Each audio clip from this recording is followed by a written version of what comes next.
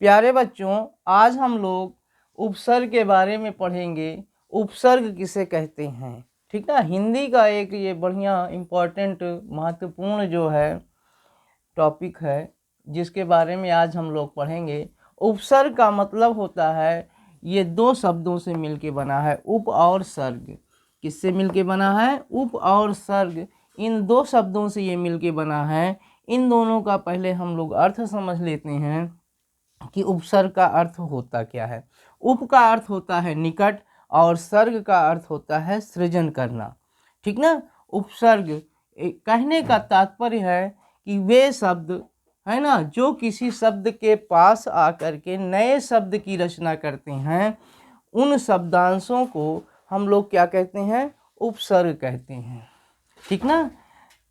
अर्थात अगर इसकी परिभाषा हमें लिखनी हो तो हम क्या लिख सकते हैं? वे शब्द या शब्दांश जो नए शब्दों के साथ जुड़कर उनके अर्थ में परिवर्तन या विशेषता ला देते हैं, उन्हें उपसर्ग कहते हैं।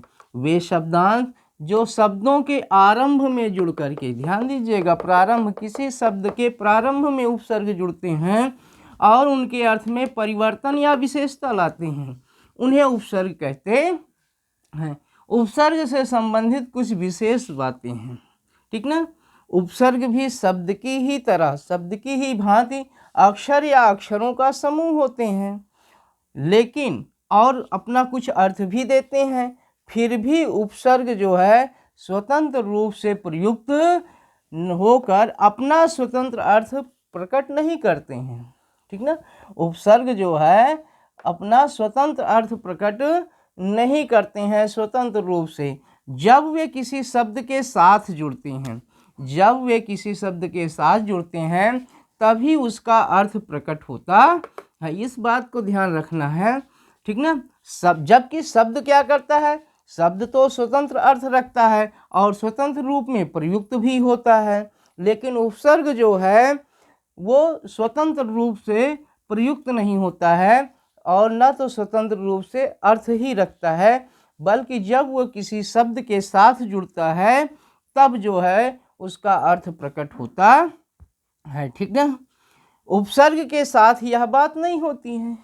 शब्द तो स्वतंत्र अर्थ रखता है और स्वतंत्र रूप में भी प्रयुक्त होता है, लेकिन उपसर्ग के साथ यह बात नहीं होती है। इसी भिन्नता के कारण उपसर्ग को शब्द नहीं शब्दांश माना जाता है।